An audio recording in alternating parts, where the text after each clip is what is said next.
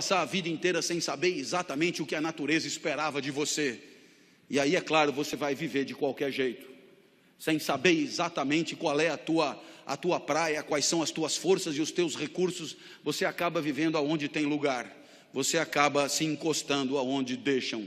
E aí a vida tenderá a ser medíocre, menos perfeita, menos excelente, menos espetacular. E aí ela é sem graça. Assim foi a minha até os 13 anos, completamente sem graça. Eu ia para a escola, a aula acabava meio-dia, 15 para meio-dia, eu já estava com a mochila pronta, doido para cair fora. Cada segundo eu estava doido para cair fora. Quem sabe muitos aqui não estão nessa mesma situação. Último dia de congresso, sábado depois do almoço, as malas na porta, voo iminente, e esse cara falando de Ulisses e Calipso, realmente, viu? Olha onde eu fui parar. Depois da aula, meu pai me obrigava a nadar. Eu detestava nadar. Eu fazia revezamento com um cara que esse sim era nadador por natureza, chamado Ricardo Prado. Esse era bom de bola. Eu fazia revezamento com ele, ele caía, nadava primeiro, ele abria uma diferença enorme do segundo colocado, aí caía eu e os adversários se aproximavam perigosamente. Apesar de mim, a gente ganhava, eu fazia de tudo pela derrota. Eu detestava nadar. No domingo, meu pai me levava no Morumbi para ver jogo. 90 minutos esperando terminar. Enquanto ele torcia, eu descascava amendoim. Ele tinha que me avisar, foi gol. Aí eu fingia vibrar para ele não ficar chateado, e ele dizia, foi gol dos caras, caralho, cala a boca que nós vamos apanhar. Meu pai também me levava em escola de arte, é tão legal arte, não é? Para artistas. Tinha aula de argila. É insuportável a aula de argila, você sabe disso. Eu sempre fazia um cinzeiro. Eu tinha que dizer que era um cinzeiro, sempre. Pior do que argila, só origami. Origami, coisa do demônio em japonês. Uma folha de papel, 360 dobras na ordem certa para você chegar num fascinante passarinho que você chucha no rabo e ele abana as asas. Errou uma dobra, fudeu o passarinho. Nunca o meu passarinho abanaria as asas quando chuchado no rabo. Com uma semana a mulher já chamou o meu pai e disse, com seu filho aqui temos 3 tipos de aluno. Primeiro tipo, super talentosos, serão grandes artistas. O segundo tipo, não tem tanto talento, mas estão aí se divertindo. E o terceiro tipo é o seu filho. Ele não é daqui, ele é Ulisses na ilha de Calipso. Ele está fora de lugar. Mas aí aos 13 anos a vida mudou. O professor de geografia entrou no primeiro dia de aula, imagine isso em 1978, nos Jesuítas de São Paulo, Colégio São Luís, na Avenida Paulista. O professor de geografia entra e diz, eu não vou dar aula, o curso será todo de seminários dados pelos alunos. Teve um sorteio de temas, para mim caiu o petróleo, assunto sem graça, mas eu já estava acostumado, a vida era sempre assim, sem graça. Fui para casa estudar, na época me chamavam de CDF, hoje me chamariam de nerd. Eu tirava 10 em tudo, mas não vibrava com nada. No meio do semestre chegou a minha vez. Subi num palquinho da classe, olhei para a classe e estava apinhado de gente. Imagina um lugar apinhado de gente. Colegas de outras classes vieram assistir. Os professores deixaram que viessem e vieram junto. Eu tinha fama de doido, isso ajudava a atrair as pessoas. Eu era muito esquisito quando eu era criança.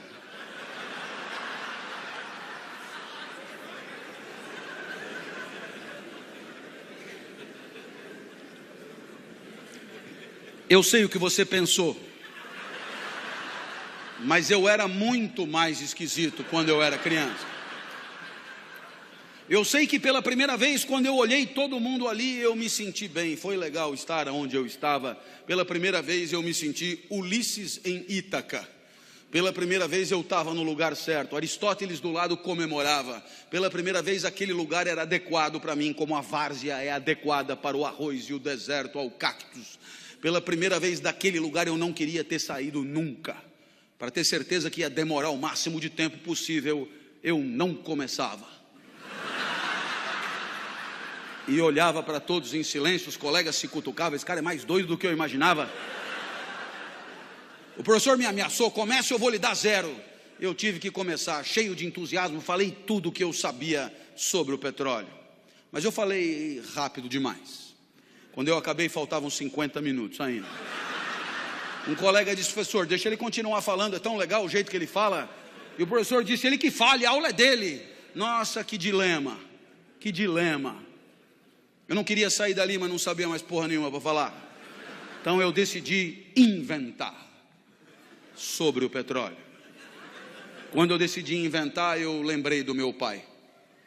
O meu pai sempre foi a pessoa mais importante da minha vida. Foi o meu pai que me criou. E o meu pai, ele nunca estudou. Mas ele dizia coisas que depois eu encontrei na filosofia mais sofisticada. Você certamente já ouviu falar de um pensador do século XIX chamado Nietzsche, que escreveu uma obra complicadíssima intitulada Assim Falava Zaratustra. Pois muito bem, nessa obra tem uma fala que meu pai dizia praticamente com as mesmas palavras. Olha só a comparação. O filósofo dizia: demore o tempo que for para perceber o que você quer da vida. E o meu pai dizia: não tenha pressa na hora de viver. Aí o filósofo dizia: percebendo o que quer da vida, não recue ante nenhum pretexto. E o meu pai dizia: para trás nem para pegar impulso. O filósofo dizia: não recue, porque não falta no mundo quem queira te dissuadir.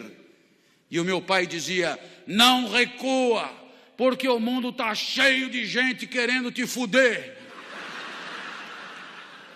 E o meu pai ainda sempre acrescentava com carinho para mim: seu bosta.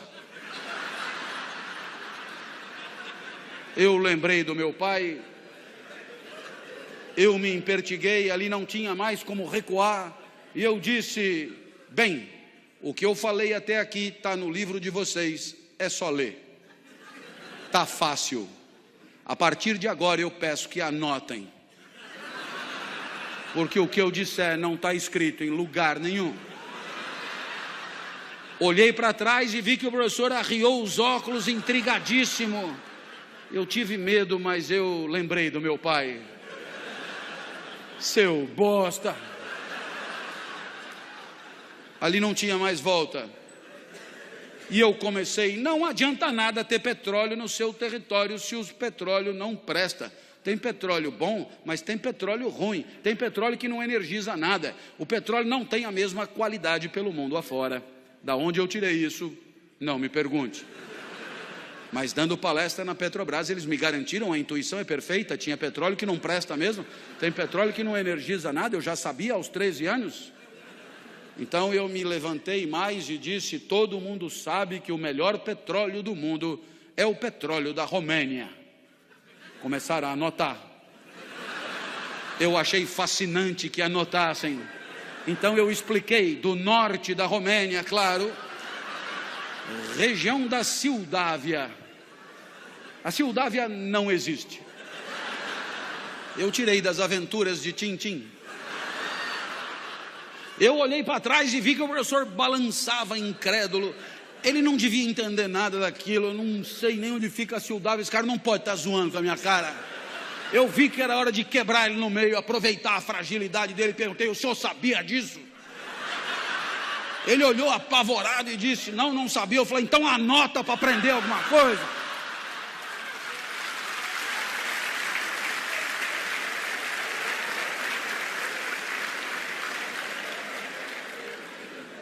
Estava difícil de você aplaudir, hein? Eu sei que...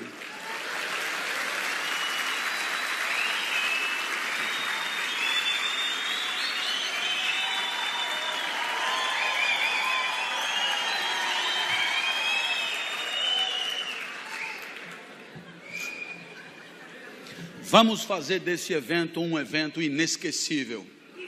Eu vou fazer o melhor que eu puder aqui. Pode vir comigo? Eu sei que eu continuei falando o que me vinha na cabeça, porque eu não precisava lembrar de mais nada. Falei de petróleo na Ilha do Bananal, em Fernando de Noronha, em Madagascar.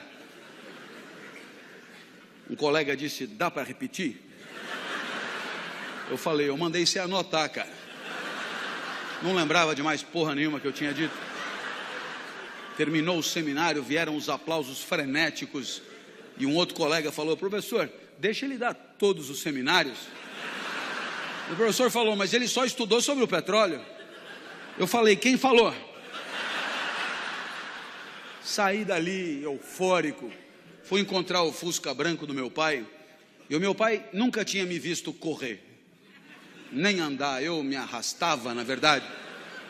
Ele achou até que fosse assalto, eu entrei no carro, comecei a contar o que tinha acontecido, e o meu pai, que nunca estudou nada, tinha entendido tudo. Aristóteles no banco de trás do Fusca comemorando, eu tinha encontrado Ítaca, ali eu tinha achado o meu lugar. Ítaca, para mim, é a sala de aula. É ali onde a vida feliz é possível. É ali onde a excelência eu venho buscando nos últimos 30 anos.